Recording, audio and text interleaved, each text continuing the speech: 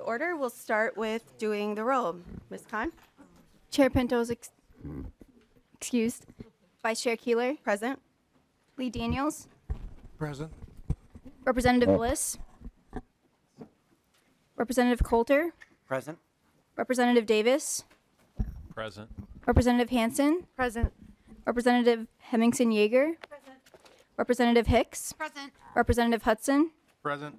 Representative Kishizawatun. Present. Representative Lee. Present. Representative Nelson. Present. Representative Pettis Vega. Representative Zalesnikar. Present. We have quorum. Thank you. We will be doing the minutes at the end because when Chair Pinto comes back, there's a couple things that he wants to chat about in that. So we'll do that at the end. So we will move directly on to our first bill. We'll be hearing House File 1277. If you want to head up and get ready, Representative Coulter.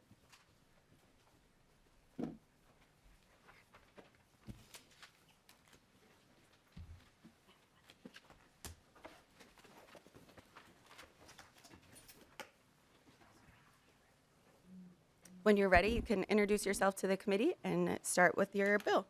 Thank you, Madam Chair. Representative Nathan Coulter, and I guess I should start off by saying that I nicked myself shaving this morning. I'm not just like bleeding from my head. Excuse me.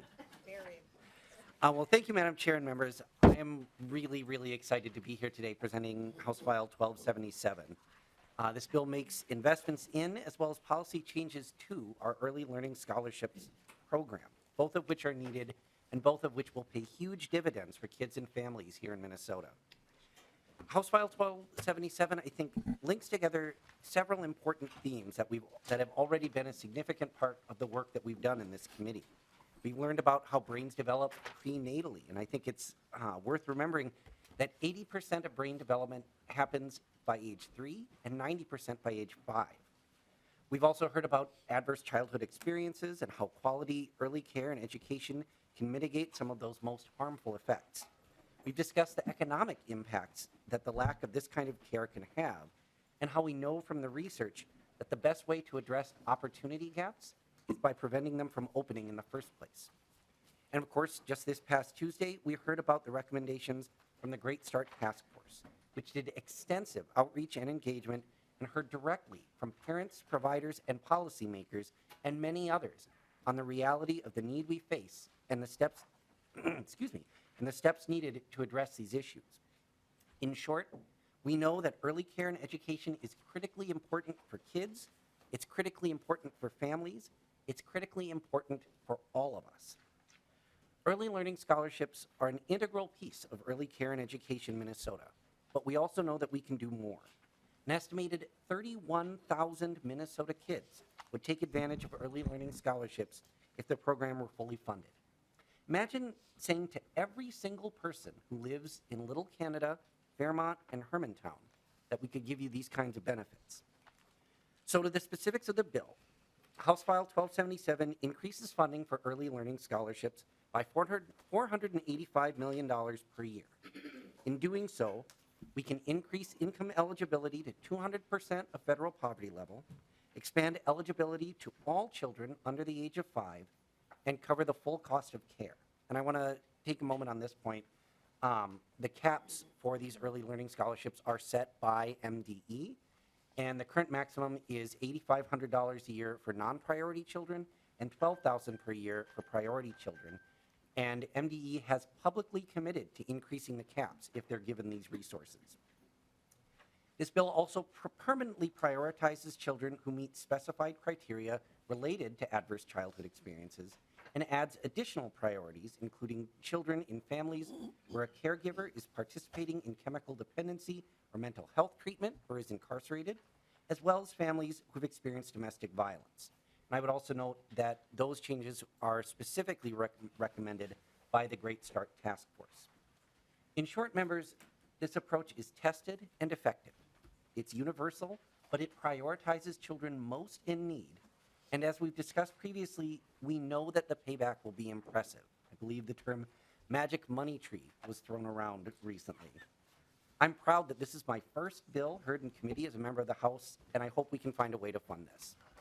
At this point, I will turn things over to my testifiers, but I did want to also mention that there are obviously a large number of letters in support from various organizations who know how critical these scholarships are. I did just want to specifically point out the letters from the County Attorneys Association, Children's Defense Fund, and the Early Care and Education Crisis Working Group. On to testifiers. Yeah. If you're on the list, if you want to start making your way down, just so that we can move through quickly, each testifier will have 2 minutes. First up, we have Stephanie Pill.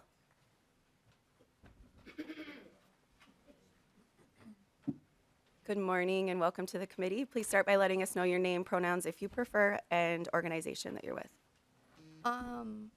My name is Stephanie Peel. I'm just a parent.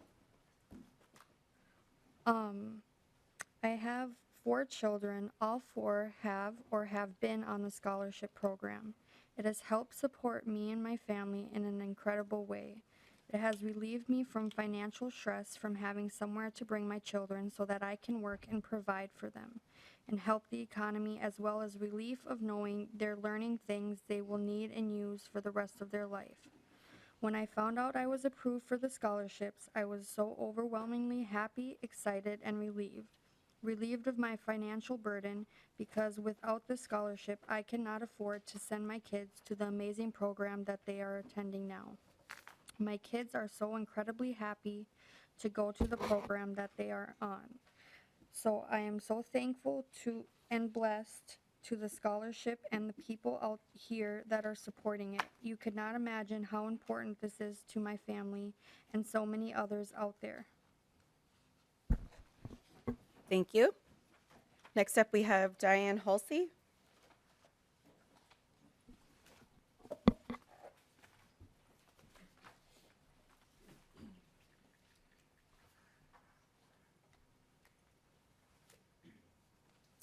Good morning, Madam Chair, members of the committee. My name is Diane Halsey, and I am President and CEO of the Family Partnership. And I'm here to testify today in strong support of House File 1277. The Family Partnership is a 144-year-old Minneapolis-based multicultural nonprofit focused on helping families impacted by systemic racism and adversity. We provide many programs, including 2 therapeutic early childhood programs. Of the families we serve, 95% live below 200% of the federal poverty line, and 90% of those families are families of color.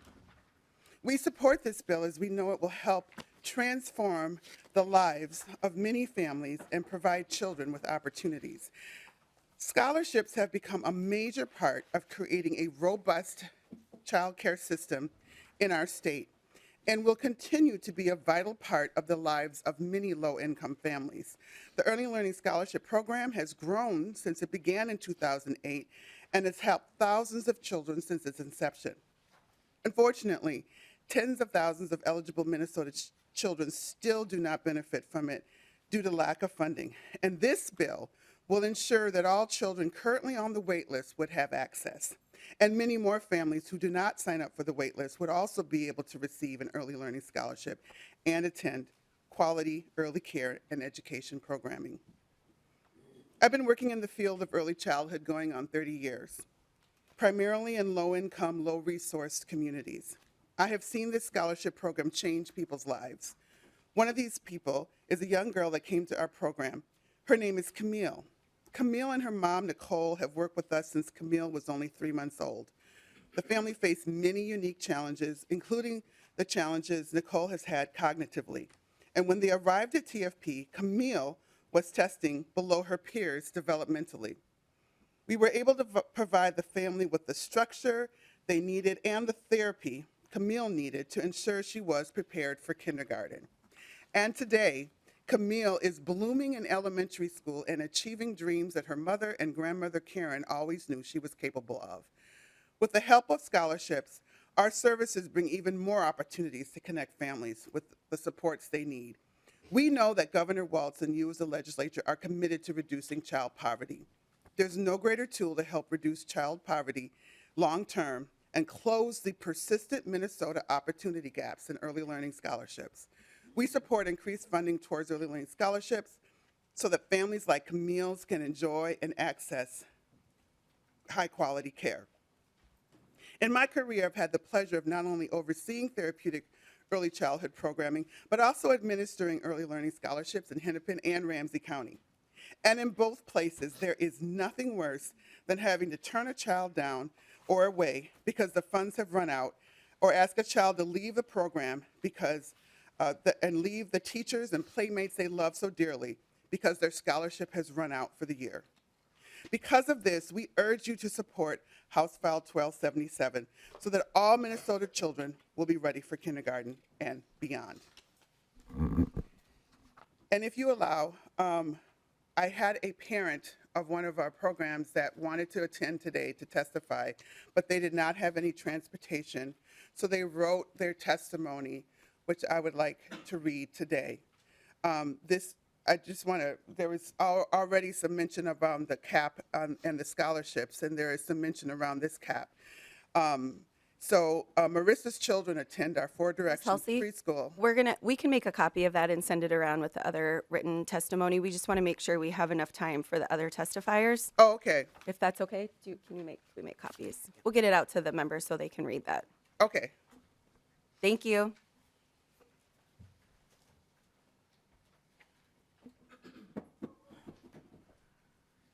Up next we have Nakia Howard.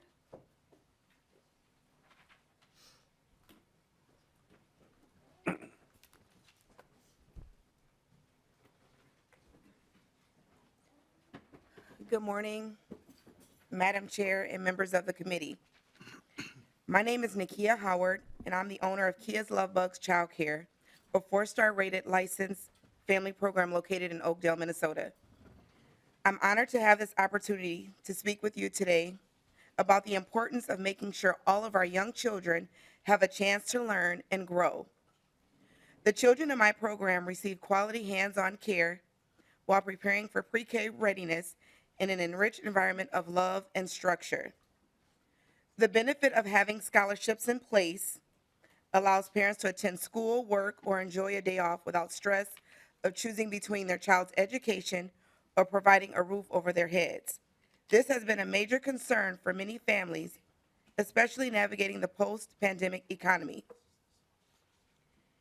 It would mean so much to me if every child in our community can receive funding for a better future. Some of these kids are victims to financial hardship, whether it be low income, homelessness, unemployment, or poverty in general. It is important that these children are eligible to receive a scholarship to fully cover their tuition in my program. We as family child care providers put in so much work to ensure these children have a head start on learning before they enter school. And oftentimes they aren't rewarded enough in compensation for the work that we do in the same way that other child care centers are.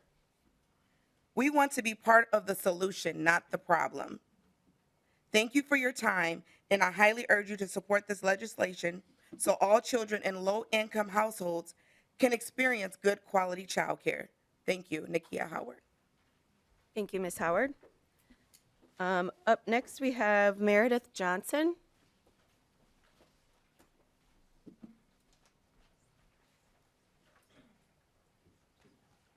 Good morning. Chair. Please introduce yourself and your organization for the committee. Thank you, Chair and members of the committee. I'm Meredith Johnson, Educational Services Manager at People Serving People, and an excited mother-to-be. At People Serving People, we work with families experiencing homelessness throughout Hennepin County. Our shelter provides supportive services for families, and we operate 2 4-star parent-aware rated early childhood development centers, one on-site at the shelter and another in the community, our Center of Excellence. We serve a diverse group of families through our 2 programs, including families that are highly mobile or experiencing homelessness. In our classrooms, we utilize a trauma-informed approach that focuses on social and emotional development and executive functioning skills to prepare kids and families for kindergarten and beyond. Early childhood education is central to our work in preventing the experience of intergenerational family homelessness. It's an investment in the whole family, and in particular, the youngest member of the family. Many of our families use early learning scholarships and the Child Care Assistance Program to access early childhood programs. Families are able to thrive in our community when they have the peace of mind that comes with having their child or children in a high-quality child care center. One parent from our Center of Excellence who wanted me to share, her name is Sierra, describes the center as their child's second family. Without this funding, families experiencing homelessness, children in foster care, and families with low incomes would not be able to access quality care and early education.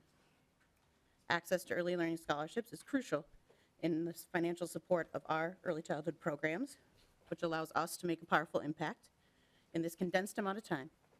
In 100% of our children within the average time they spend at our shelter, about 60 days, they show growth in 3 or more of our assessed developmental categories. At People Serving People, we support bills like this that work upstream to prevent families from entering shelters or returning to our shelter multiple times in their lives. Early learning scholarships are directly tied to a family's ability to stay in stable housing. Last year, we had a family find housing only to return to the shelter after their family grew and their scholarship funds ran out. Without reliable and consistent year-round childcare, parents cannot work or pay rent. Sierra also emphasized that scholarships allow for a better future for their children moving forward. I'm excited for my child to grow up in Minnesota.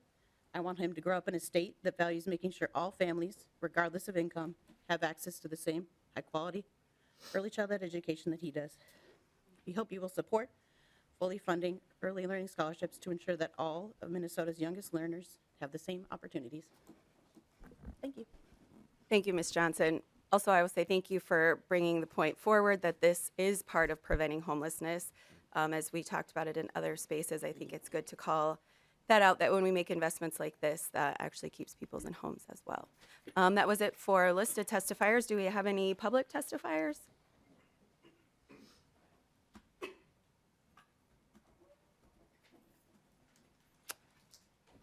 Seeing none. Last time I moved too fast, so I just want to make sure I give everybody enough time. We will move to discussion of the bill. Any questions? Representative Hudson. Thank you, Madam Chair. I don't have any questions, but I do want to thank Representative Coulter for bringing this bill forward. And perhaps unintentionally, perhaps intentionally, this is a great furtherance of the conversation we were having on Tuesday, which descended into the rabbit hole of economic theory. But this actually is a on-point response to what I was hoping we would do as a committee in this work, which is recognizing the value of parents acting as that quality control mechanism. This bill empowers parents to take dollars that are attached to their kid and seek the highest possible quality care they can find. And I appreciate that, and I thank you for bringing the bill forward. I also note that the Minnesota Child Care Association's written testimony, they highlight that we're nationally known for this innovation of early childhood scholarships. So I'm glad that we're leaning into that. And again, I thank you for bringing the bill forward, and I look forward to supporting it.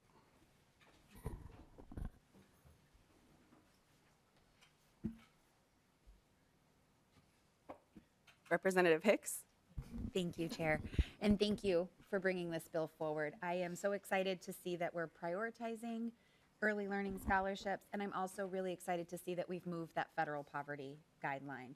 Inflation has taken a hit, and so I think it's important to make sure that we recognize that we're incorporating a lot of more families by this bill. So I just wanted to say thank you so much for bringing this forward. I'm excited to move this today.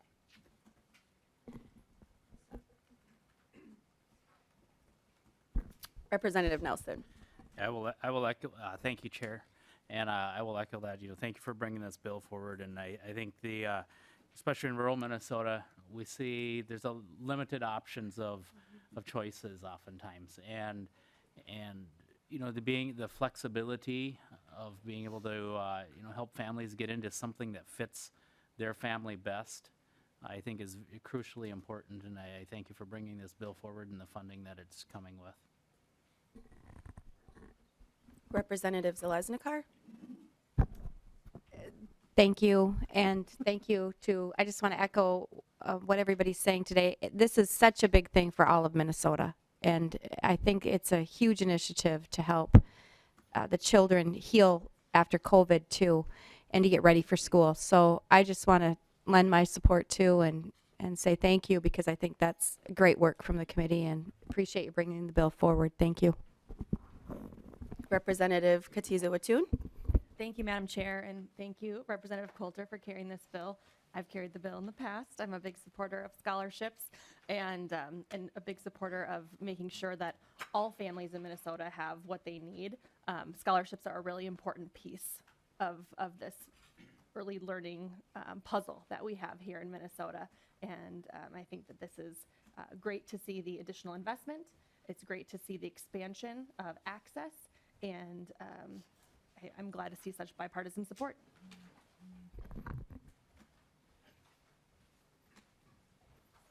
Nothing else, we'll go to Lee Daniels.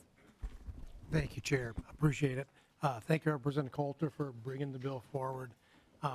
This is right on mark for helping children and giving parents the power to choose where they want to bring their kids. But I do, before I forget, I want to give credit where credit is due. This came from Jennifer Loon, former chair of the, I believe, Education Finance. And it's been growing ever since, and what a great deal it is. And it went from 185th percent poverty level to 200% poverty level. It sounds like a big jump. I did a little bit of work on my computer last night, and it's just a bump. It's like if you're making 45,000, now you can make 47,000. So I was happy to see it's not unreasonable. But I like the program. I like the bipartisanship we've got going through this. Feel like singing Kumbaya, because we have very few of those moments anymore. So thank you again, Mr. Coulter, for bringing this forward, Representative Coulter, and look forward to what happens down the road. Lee Daniels, are you going to lead us in that tune? Not me. He's leading. If I had a trumpet in my hand, I would lead. Okay. My voice, not so good. Got it. I would agree with that. I think that in many times we come to these tables hoping to come together for what is really good for Minnesota, border to border, especially for our next generation. So I appreciate all the individuals who have worked on this from the very beginning to continue to carry it, to build it to what it is. So thank you, Representative Coulter, for that. Final remarks on the bill? Certainly, thank you. Well, first of all, thank you all for your kind words of support. I know they were directed sort of overtly toward me, but I know they were really directed toward the parents and families and advocates who have made this bill, made this program what it is here in Minnesota. So I know everybody's appreciative of that. So thank you, members. I guess in closing, I would just say, early learning scholarships obviously represent an opportunity to support something that shows not only that we care about our youngest Minnesotans and want them to get off to a great start, but that we know a good investment when we see one. They focus on children who are most in need, take advantage of high-quality programs in our communities, ensure that parents have the flexibility to do their work and live their lives, and at least start to pay providers adequately. And they do all that with a big return on investment. We, as has been noted, this program's been around for a number of years, and even before that, there are literal decades of research showing how important this is. We know the success stories. And, it's funny, when I was on the city council, it became sort of a running joke because I would say this every year when we would get into budget season. But budget decisions are policy decisions. And if we agree that these outcomes are ones that we support, there is every reason to fund this program. But budget decisions are values decisions too. And I think making this kind of investment in our early learning scholarships would be an incredibly powerful demonstration of the value that we place on Minnesota's kids. Thank you. Thank you, Representative Coulter. With that, Representative Coulter moves that House File 1277 is laid over for possible inclusion. Thank you.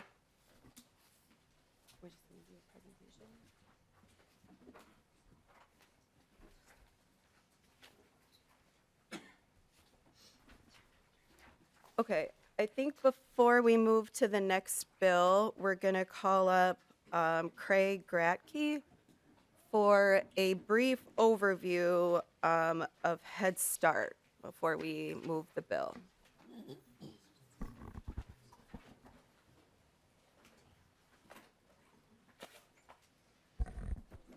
Madam, did we need to move that as a committee, or I don't remember the procedure, if we had to approve Like, all in what- favor the laying over? to lay it over? Yeah, I don't remember if we had to or not. Okay, okay. To Okay, lay it over. laying over is the chair call. Okay. Thanks.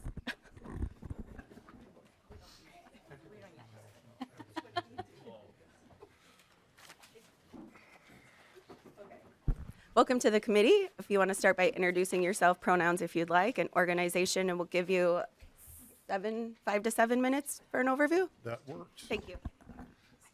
Good morning, and thank you, Madam Chair and committee members. I would also like to acknowledge we have a large Head Start, early Head Start presence here today, parents and staff, and it just speaks to Head Start's leadership, to have parents engaged in a process, and to be here participating and watching how the legislature works. And so with that, I will give a very brief overview of Head Start in Minnesota. Head Start serves children and families living in poverty. And so if you think about a family of 4, gross income $26,000 a year or less.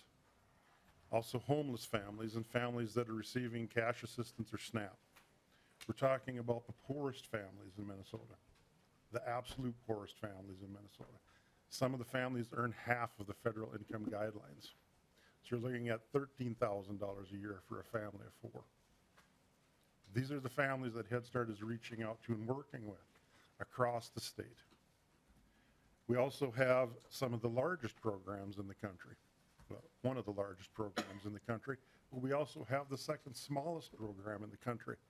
Very diverse types of programs in Minnesota.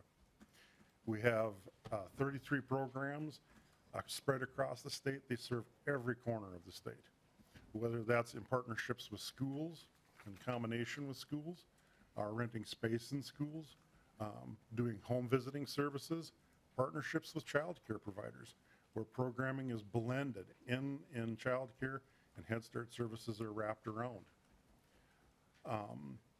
Of those programs, there are 8 tribal programs that serve the tribal children in Minnesota. We also have a migrant seasonal program that serves migrant seasonal families from North Dakota all the way to the Iowa border.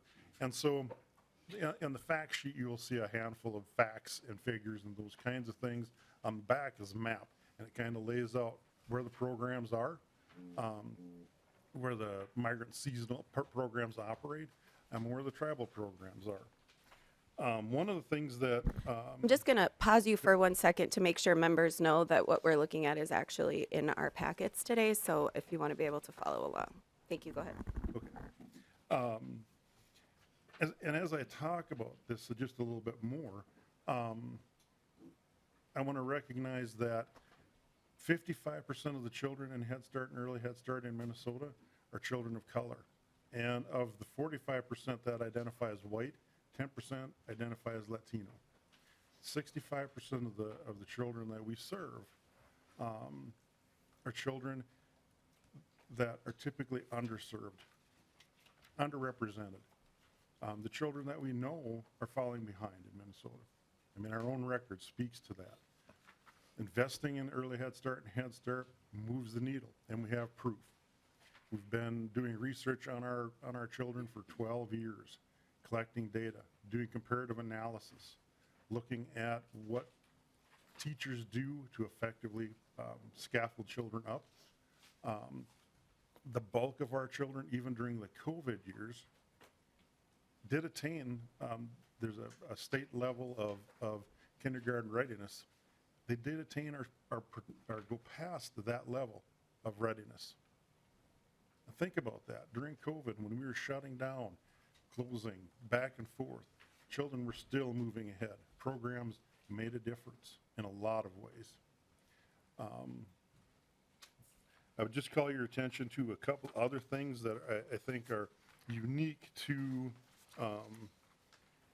Head Start. In a way, we don't all talk about school readiness or preschool readiness, but about family and community supports. 41% of the families in early Head Start and Head Start received emergency services. 26% received some kind of housing assistance. 14% received some kind of mental health services. 45% received intensive parenting education. 51% received nutrition education. And 31% had an active handoff to kindergarten, where the Head Start programs were working in concert to hand the children off to kindergarten teachers, kindergarten programs. Head Start as an economic driver, about $148 million comes into Head Start into Minnesota annually from the federal government. It's matched by $25 million locally, and we're asking to increase that, of course, in a lot of different ways today with the bills. That serves about 15,000 kids through those programs that I had talked about. Roughly 1/3 the staff are former parents or children themselves. It's an economic driver. We hire the folks that come into our program, may not have all the skills they need, but the Head Start program pays for tuition, helps support families. Families move up and they become teachers, or they move on, and we have some parents that are directors now, managers in programs, doing really exciting things.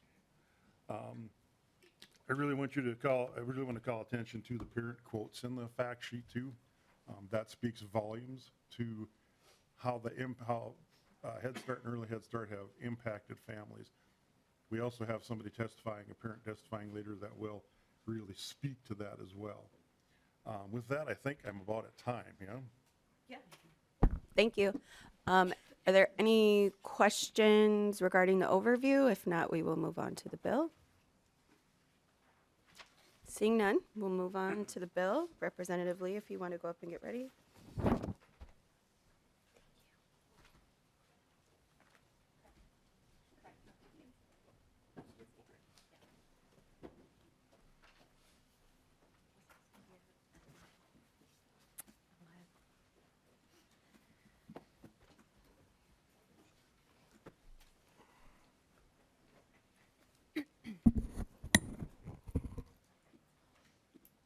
Okay. Okay, Representative Lee moves the House File 874 in front of the committee for possible inclusion. We'll start with Representative Lee. You have an author's amendment, A2. Do you want to go over the amendment for us? Sure, yes. So before I move to amend the House file, I have the A2 amendment, which is in members' packets. This amendment does a couple things, which is included in your summary. First, the most important thing is it allows Head Start programs to streamline the paperwork needed to do partnerships with school districts across the state. And then there's a provision for appropriations for Head Start infrastructure. As you know, we are working with a lot of young students, and this means that we have to have physical capacity, especially if we're going to focus on our 0 to 3 age constituents. Another part of the amendment is a workforce development demonstration project, which we can talk a little bit more about later in the discussion of the bill. Sounds good. I'm going to actually have you back up and introduce yourself. Oh, and then, sorry. That's okay. Great. Thank you, Chair Coulter. Good morning, everyone. I am Representative Liz Lee from St. Paul's East Side in District 67A. So as we've just discussed, we're considering House File 874 today. And before we proceed to bill discussion, I'm moving to adopt the A2 amendment to get into the shape that we'd like to consider it in. Representative Lee would like to move the A1 amendment. All those in favor say aye. Aye. All opposed say nay. All that passes. We'll move forward with House File 874 as amended to your bill, Representative Lee. Great, thank you. And thank you to all of my colleagues on the Children and Families Committee. So today I have the honor of presenting House File 874, which as you've heard, will robustly fund Head Start and early Head Start programs in Minnesota. But before I continue, I also want to take a moment to thank everyone who has been working incredibly hard, some for many, many years to make this happen, including Representative Katuza-Watoon, Chair Pinto, our research Excuse me, staff, Madam and Chair. Excuse me, Madam Chair. I'm sorry.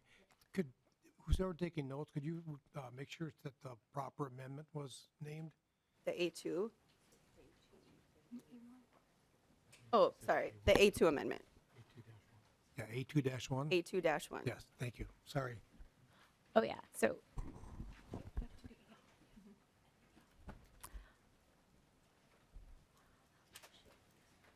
in case there needs to be clarity, Yep, hang on a second, please. Thanks.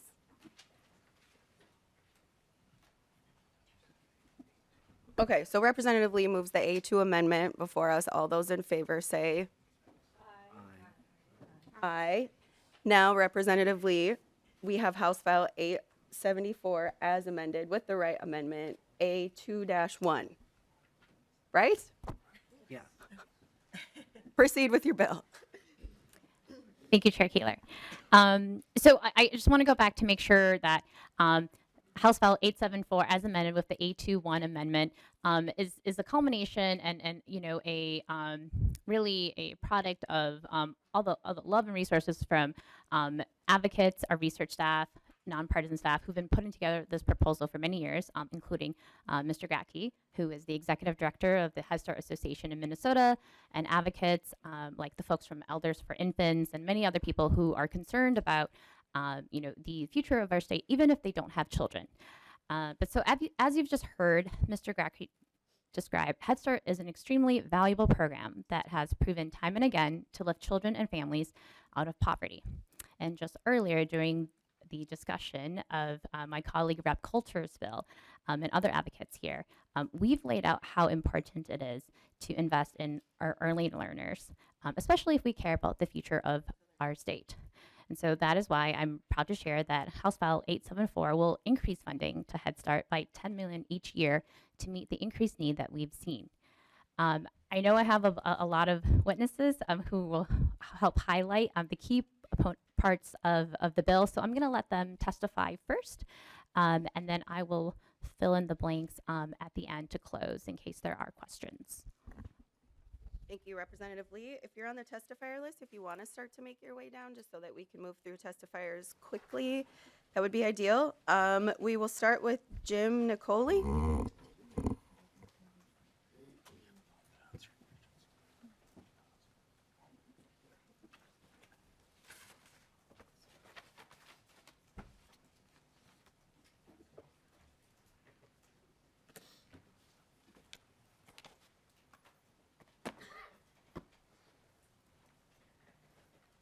Good morning. Please introduce morning. yourself and your organization for the committee and start with your testimony.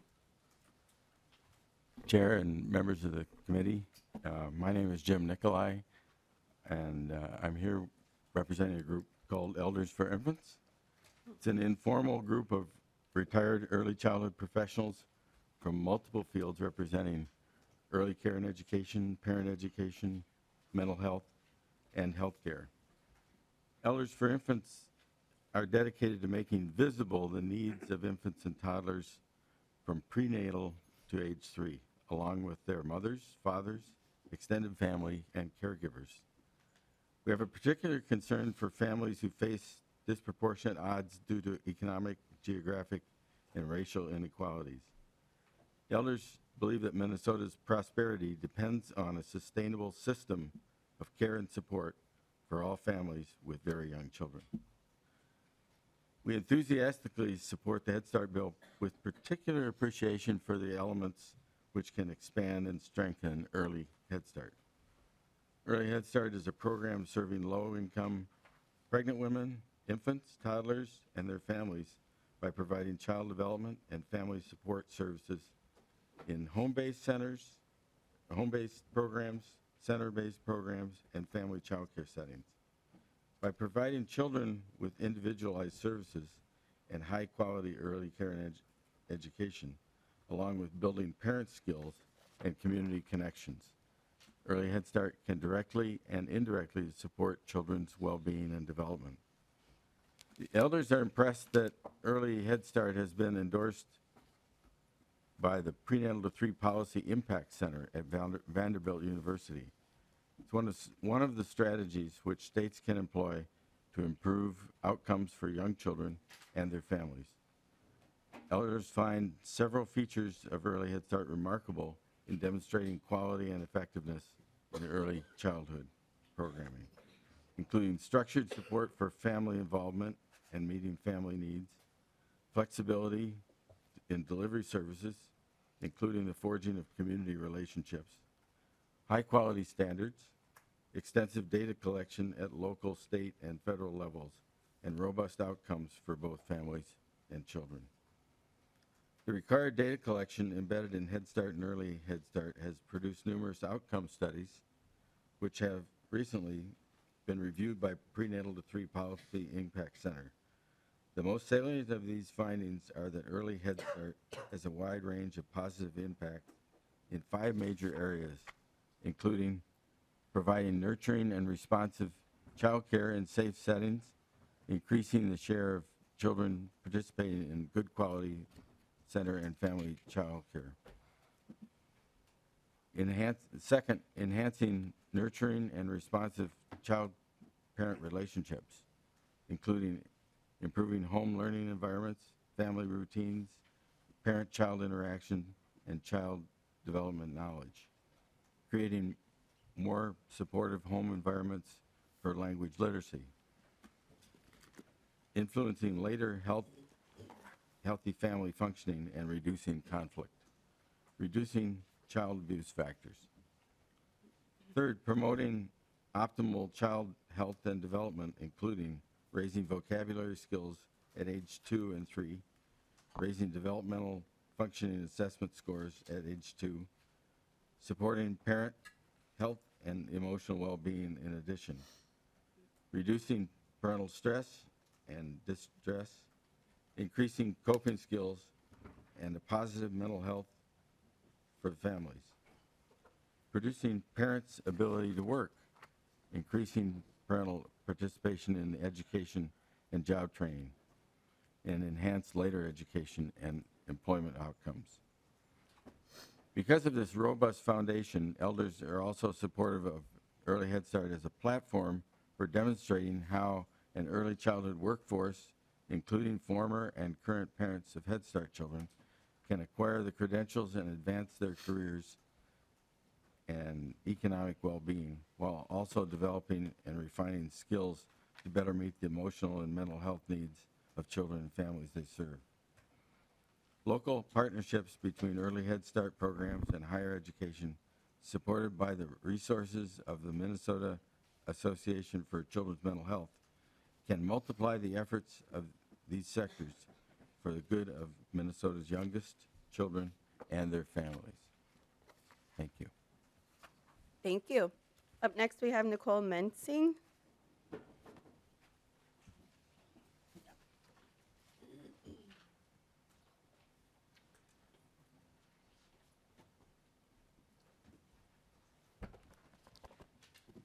Thank you, Madam Chair and members of the committee. My name is Nicolene Mensing, and I am the Head Start Director of the Head Start and Early Head Start program, which is run by Community Action Partnership of Ramsey and Washington County. So we provide Head Start services in Ramsey County, primarily in St. Paul. We operate 14 licensed child care programs throughout St. Paul and suburban Ramsey County, which are all 4-star Parent Aware rated.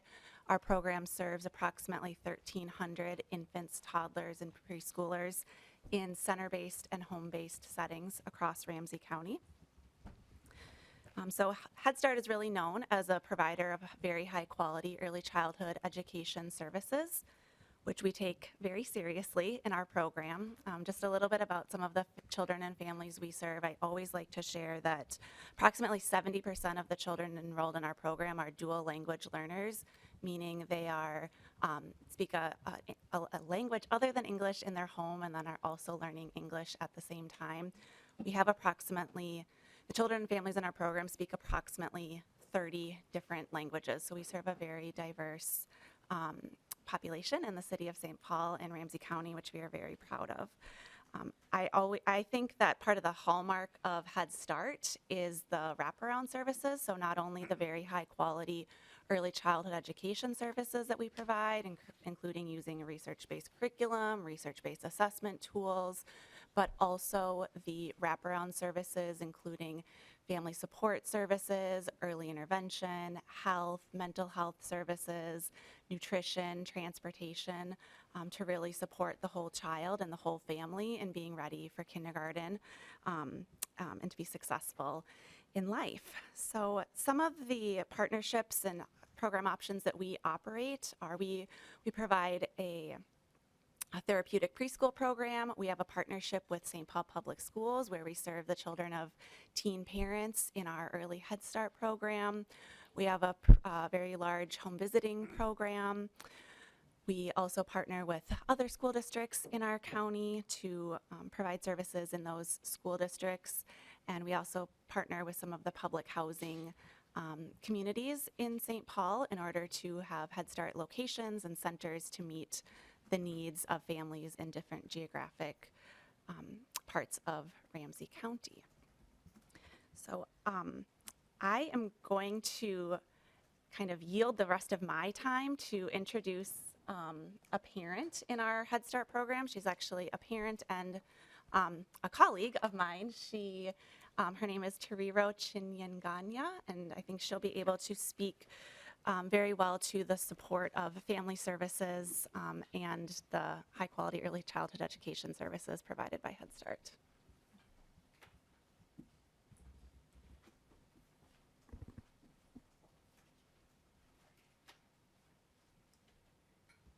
Hello, welcome to the committee. Thank you. Can Good introduce morning, yours. Madam Chair. Thank you for the opportunity to speak as well as the rest of the committee. My name is Tariro Chinyanganya. I am currently the CAPRW, or Community Action Partnership of Ramsey and Washington County, a recruitment and retention manager, as well as a Head Start parent. I feel as though Head Start has deeply empowered me to improve my life as well as my son's life. Through Head Start, especially with the meetings with our family advocate, I was empowered to go and get this position as the recruitment and retention manager of Community Action, as well as assist my son in bettering his education. I'm currently going to school to complete my human resources management degree, and so I somewhat didn't think I was even qualified for the position. After speaking to my family advocate, we mapped out my goals and what I wanted to do to better improve my son's life as well. I somewhat didn't even think they were possible, or they were possible to happen this quickly, but with all of the support that I received from my family advocate as well as all of the Head Start staff, I was able to accomplish all of my goals much faster than I thought possible. So with my son, he currently goes to the Midway Head Start location, and then I work at the St. Paul Community Action Head Start location within their Human Resources Department. And so in that goal mapping that we did at the very beginning, one of the main things that I wanted to tackle was my employment. I was previously employed within a position that just did not meet my financial needs, and so Head Start was really helpful in providing me with childcare. That childcare was provided allowed me to find the time to go and complete my schooling, as well as also seek out different employment as well. When I spoke with my family advocate, they actually directed me to all of the open positions that they had within Community Action. And they told me, you know what, just go ahead and apply for that recruitment and retention manager position. And I honestly had avoided it for quite a few months because I just did not think that I would be able to do it. And then upon completing that whole process and entering the team, all of the staff was deeply empowering the entire way through. I didn't even know how I'd be able to have all of the things that I have on my plate, school, work, as well as taking care of my son. I didn't know how they would be possible, but I received so much support and so many resources from the Head Start program, as well as their family advocates. Some of that support that I received was even for things such as food shelves. Because I was dealing with financial issues, they assisted me with that. I previously actually even went to community action a long time ago, and I requested assistance in energy assistance. So they provide so much more assistance than what we think. It's not just childcare, it's even, I would call them a family, because they assisted me when my actual family was even out of the country and I didn't know how I'd be able to handle all of my responsibilities. So I really, really am grateful to Head Start for all of their empowerment. Also, I was on the policy council, so if I was not a staff member, you still have multiple ways that you're able to play a role in the education of your child, as well as the policies that are put into place.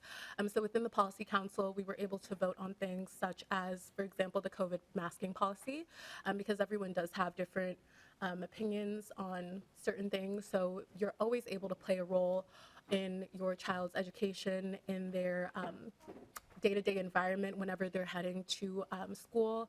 And also with all of the family advocates, all of the staff members, you're always encouraged to participate.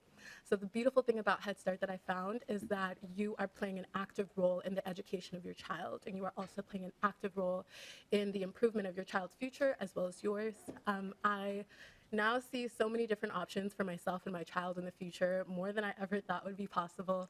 So I'm very grateful to Head Start, all of the staff members, directors, and program members for providing me the multiple opportunities that they have, and I look forward to serving the community that has served me so much longer. Yep. Thank you so much for the time. Thank you. That was a wonderful story. Thank you for sharing with us. Next and last on the list, we have Shayna Morse.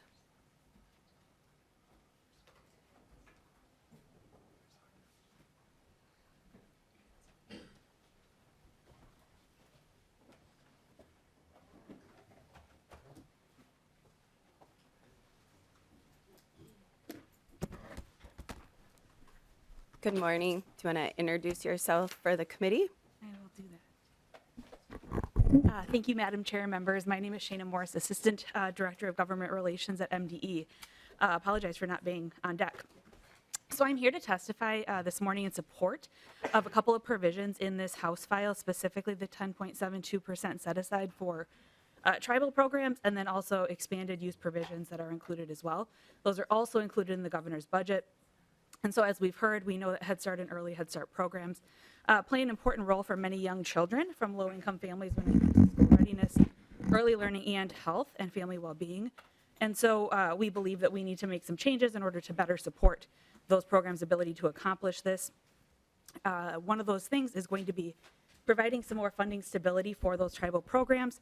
Currently, the distribution relies on the federal allocation, which as federal funds have changed over time, that has negatively impacted some of our tribal programs who are looking for more consistency, which is required for them to expand their programming. And so that's something that we are looking at as well and supporting. Similarly, providing more flexibility in terms of how funds are used will also help to increase the capacity of these programs.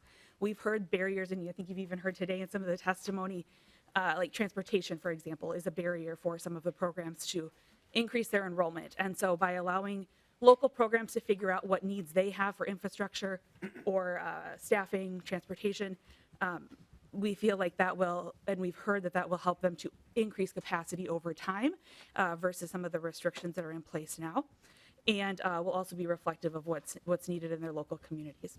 So thank you for the opportunity to share those thoughts. Thank you so much, Ms. Morris. Thanks so much, Ms. Morris, and hey, everybody. Glad to be back with you all. I think we're going to be moving to, well, actually, let's see, first of all, if there's any members of the public who wish to testify on the bill. Just have that happen. And then, Representative Lee, would you mind to just walk us through, again, and my apologies if you did this, this would be helpful to me as the chair, to walk through the bill kind of as amended, what the elements are, because it's a fairly substantial amendment, or we could have House Research do that for you if that'd be easier too, either way. Sure. I mean, I can start, and then perhaps Ms. Mock can fill us in if I'm missing anything. So I guess we can go first to House File 874 in general. Just like Ms. Morse just testified, House File 874 has the almost 11% set aside for tribal Head Start programs. And so that's something different to note. And the key part in House File 874 is the $10 million increase per year in this biennium. And then we moved to amend House File 874 with the A2-1 amendment. The first portion of that is technical changes to allow for streamlining of Head Start programs that partner with school districts, just like we heard about in testimony. Often there's confusion in reporting requirements, and so this section allows allows the Head Start to streamline this process, and we can go into more detail about that during the member discussion if folks have questions. And that's like the first 4.5 pages. Yes, so that is. I saw. And so Okay. I'll take us to page 5 in subdivision 3. There is an allocation of $13 million per year in this biennium for Head Start infrastructure. So I mentioned earlier, when we are working with young children, we actually have to have capacity, right? Because they take naps and they have to, have cribs sometimes, right? If you're working with the 0 to 3 population. And so this allocation would allow Head Start to expand greatly to all of the 87 counties across Minnesota. And then the last section, subsection 4, is a demonstration program that we can also go into detail more. It would allow Head Start to further expand its mental health program or mental health services for infants and parents. As we've seen and noted amongst policymakers and also parents and teachers, there is a great need to address the mental health needs of our children, even those under 5. Our children are always watching and hearing and learning, and so we've seen from the data recently that we also have to very much address mental health in young children as well as adults, and so that's what the amendment does. That's House File 874 as amended. That is great. Thank you so much. I think that gives me what I need. So thank you. So member discussion or questions on the bill? Representative Hudson. Thank you, Mr. Chair. My question may be best answered by Ms. Morris, if she's available to. Yeah, please, Ms. step Morris, down. if you can please come back up. I'm just interested in understanding the issue regarding the distribution of funds that required the 10.72% set aside, and interested in understanding how that very specific percentage was arrived at, and how it provides stability to the. I've always found that percentage a little unclear myself, so appreciate the question. So Ms. Morris, please, you can answer that question. Mr. Chair, Representative Hudson, I was a little bit in transit. I caught most of it, so I'm going to answer and then just tell me if this doesn't address all of it. So I think the question is sort of how the 10.72% was arrived at, or kind of what the issue is there. My understanding is that the state allocation follows the federal allocation. In recent years, the feds have increased and made some changes to how that works, which then trickles down to our allocation at the state level, negatively impacting sort of the predictability of tribal programs, which then impacts their ability to sustain and expand. And I believe that percentage was arrived at between collaborative conversations. I know our team at MDE was part of it. I know that the Head Start Association, I believe, was part of it, and that our tribal partners were part of it as well. I don't know exactly the calculations that they used to arrive at that, but I do know it was a collaborative process resulting from that issue. And Representative Hudson, we could call it the Head Start folks here, but I'll go back to you to Representative Hudson. Yeah. Thank you, Mr. Chair. I don't need to know the math per se, but I'm just interested in why because I assume that if there's a stability problem with one group that's receiving the funds, that there's probably stability problems with other groups as well. Am I wrong about that, or is there something unique about the tribal Head Start portion that is causing instability? This may be more of a Head Start Association question, if that's okay with you. Mr. Gratke, come up. Yeah, Mr. Gratke, if you can answer the question. Yep.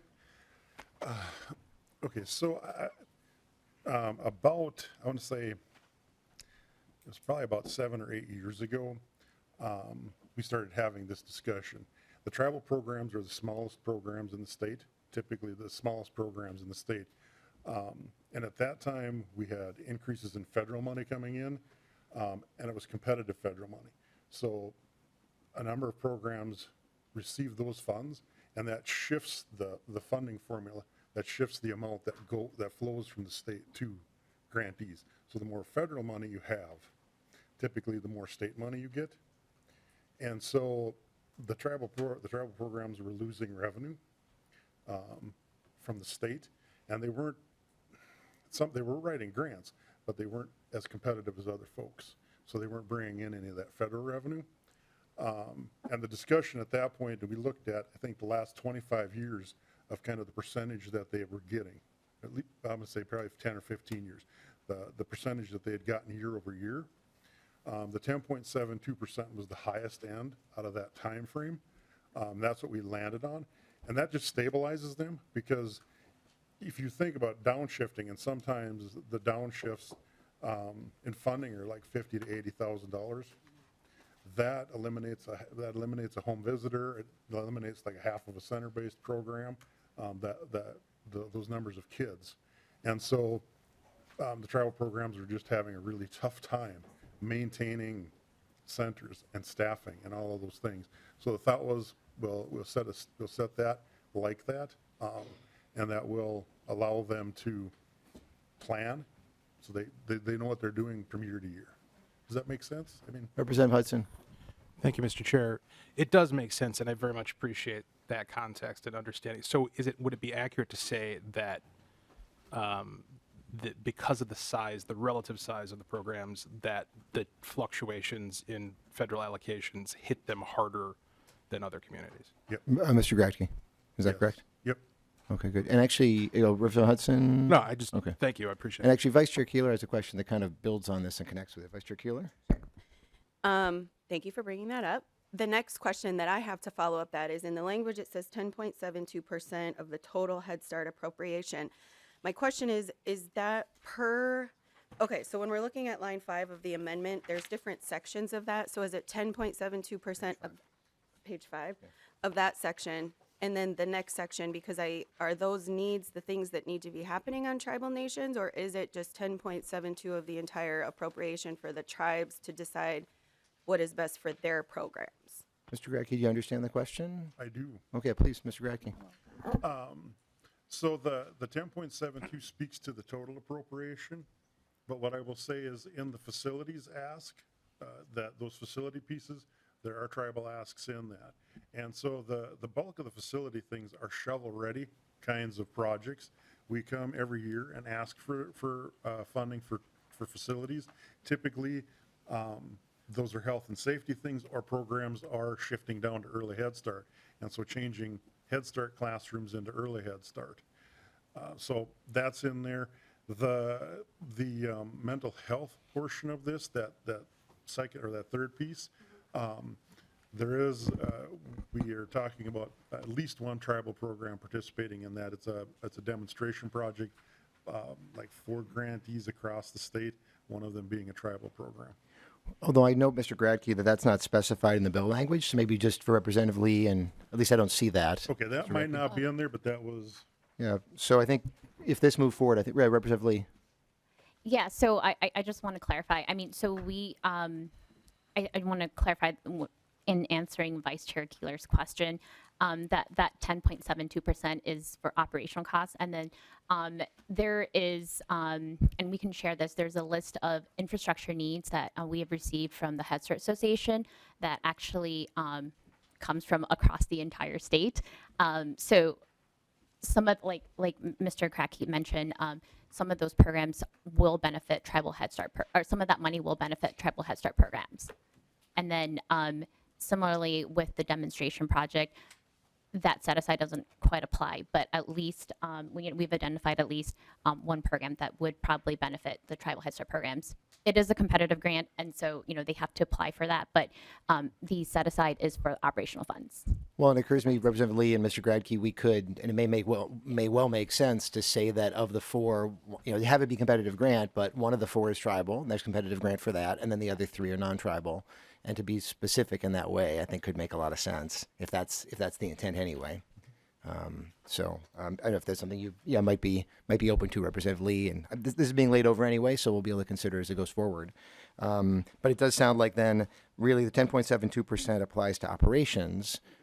And then, then there's the infrastructure piece, which I gather might not, and I don't know if Ms. Mock has an opinion on whether that 10.72% as written would necessarily apply to the infrastructure funding. We could figure out. Ms. Mock, you have any thoughts on that? Thank you, Mr. Chair. I think that the 10.72% would only apply to the Head Start appropriation, not the infrastructure appropriation. So there too, we might want to keep an eye on that to make sure that that infrastructure funding is going. I could imagine having a precise percentage wouldn't work very well for infrastructure, not as well as operations, but we would want to make sure that we're providing sufficient support to Tribal Head Start through infrastructure as well. Mm-hmm. So yeah, good. Other questions, comments from anyone at all in the committee? I'm not seeing anything. Yeah. Representative Lee, we'll let you then close things out. Sure. I just want to close out this conversation by just saying we used the term competitive earlier for the Tribal Head Start programs, and not being competitive for federal grants doesn't mean that the program is bad. It just means that they are smaller programs. Like Mr. Cracky mentioned, we have really large programs in Ramsey County and Hennepin County, but some of our smallest programs in Minnesota are in greater Minnesota and part of the Tribal Head Start programs. And so this allocation is really important because, again, we have to give our smaller programs consistency and funding and making sure they can hire instructors, et cetera. And so just because a program is not competitive for federal grants doesn't mean that it's not high quality.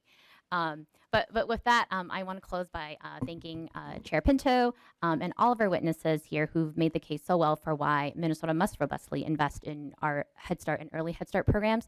Also want to thank all of the supporters, teachers, parents in the audience who were not able to testify. Thank you for being here and supporting Head Start. I want to underscore that this investment is a holistic investment in all of our families and our communities, even though it's our children who directly benefit. And I want to close by saying that I know how lucky I am to be an alum of St. Paul's Head Start program.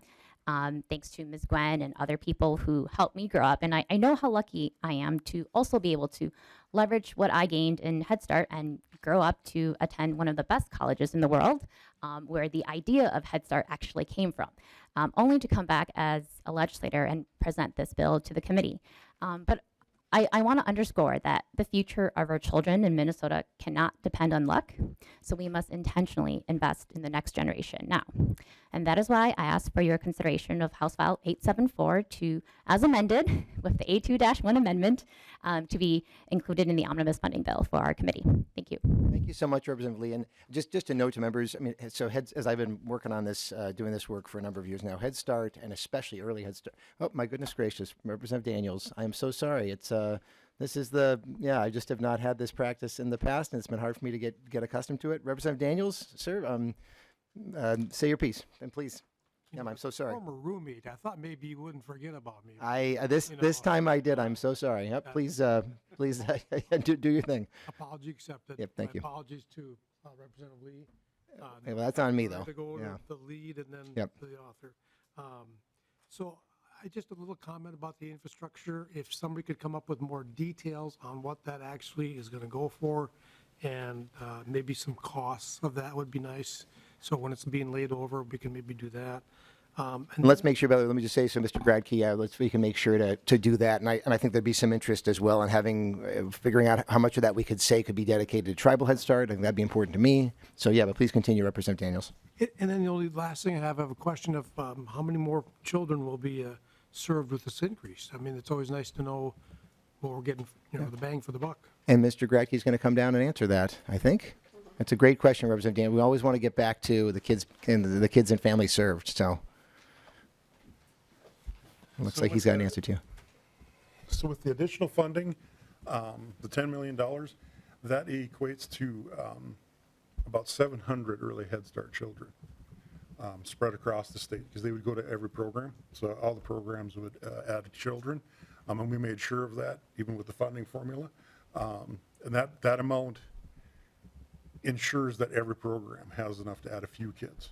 Less than that amount, and the funding formula gets it to a place where not everybody can add children. So, And actually, I thought of a follow-up question on that. And I'm sorry, everybody, this is getting extended. But Mr. Gradke, the average wage for somebody who works at Head Start, 'cause I feel like one great thing about Head Start is that this is one program where people are receiving at least livable wages, I believe. But can you talk about the average wage for, or the starting wage, or just some information about compensation if you happen to have that? I do, and actually it's in the fact sheet. Oh, okay. Right now, roughly, it's $45,000 per year. We are looking at increasing that. We have several programs in Minnesota that are working on their grants. They're working with the federal government. We've got a handful of things going through that will ensure that goes up and it's competitive with school districts. We lose staff to school districts, so we're going to build out wage and fringe to be competitive with school districts. Yeah, and so members, I'll just point out, I think we've talked before that, this workforce, early childhood workforce, disproportionately women of color, and the lowest paid occupation you can have that requires a high school diploma, even though it's such important work. And Head Start, I think, has really shown the way for for paying people decent wages. At least somebody can at least support themselves, at least somewhat, on $45,000, which is much higher than in some other areas, and which is great. But Representative Daniels, back to you to finish up, because I got in the way. No problem. Thank you, Chair. Mr. Gradke, so you said 700 more children would be served by the 10 million. Mm-hmm. And how many more, do you have any idea what the data would say about how many more than the 700 still could use a little help? Mr. Gradke. Sorry. We approximate that there are probably between pregnant women and children birth to 5, somewhere around 49,000 eligible families or eligible spaces in Minnesota. So, yeah, we have a lot of work to do and a long way to go. And we're asking for the amount we're asking for really because it's a capacity issue for programs. And so what I would say is we have to build buildings now. We don't have a lot of facilities that we can move into or take over. We need to build buildings, and we need to hire staff and recruit staff and train staff. As you know, you've probably heard that there's a huge staffing shortage across education. We're feeling the effects of that too. And so what we would like to do is incrementally increase over time and build those things in. Part of one of the things that we're talking about too is a grow your own model, where, and some of that you've heard today, where we bring parents in and we grow them up through the system and they become teachers and staff and move, and hire. But all of that takes time. You can't snap your fingers and turn somebody that doesn't have any degree into a 4-year degree teacher. So. Thank you very much. That kind of sounds Lee like the Daniels. feat of the government. I've been working on some bills for 5 years now and still working on them, and carried the same bills for 4 years and still working on them. And so yeah, well, thank you very much. Appreciate it. Thank you. Thank you, Mr. Chair. Okay. Yeah. And full disclosure, you may have heard this in the first bill. I'm really encouraging proposals that will actually meet the need. And do so realistically for the program. So in the case of Head Start, if this passes, if we do this bill, there'll be many more children who could benefit from Head Start. But Mr. Gradke and his team have looked at it and said, this is the maximum that we could use right now. And I appreciate you looking at that. And that's great. And again, Head Start is just a really powerful program. So thank you so much for your work. Representative Lee, thanks for your work. With that, the chair lays over House File 874 as amended for possible inclusion in a budget bill. Members, we've got a little bit of business to transact still. So stay in your seats. We need to do some business with some minutes, and then I want to give a quick preview for next week. So first of all, regarding the minutes, We had minutes that we approved from February 2nd, and the eagle-eyed GLP researcher, Mr. Withers, and I appreciate your work, sir, identified an error in those minutes. And so you have an additional copy, and members of the public watching online, that's on our website as well. I'm going to ask Vice Chair Keeler to move to reconsider the minutes of February 2nd. You can do that. I move to reconsider the minutes for February 2nd. Okay, right on. And so, and members, again, this is to correct an error in those minutes. Maybe I'll just note before we vote on the motion to reconsider that the concern was a motion by Representative Daniels, which in the prior version of the minutes said it was to lay over House File 2. It was actually to lay it on the table, which is a different motion. And so any discussion of that motion to reconsider, first of all? None. So all in favor of approval of that motion, please say aye. Aye. Any opposed? Okay, that motion passes.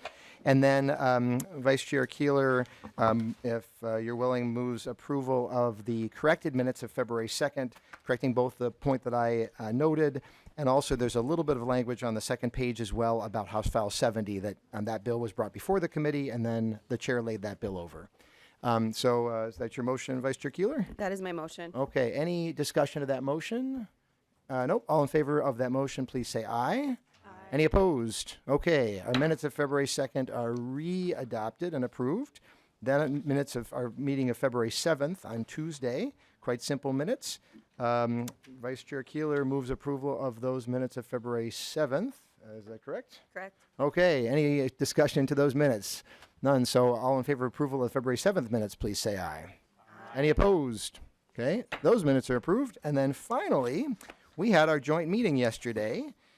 Make sure that your name is on there in the appropriate spot if you folks had conflicting meetings.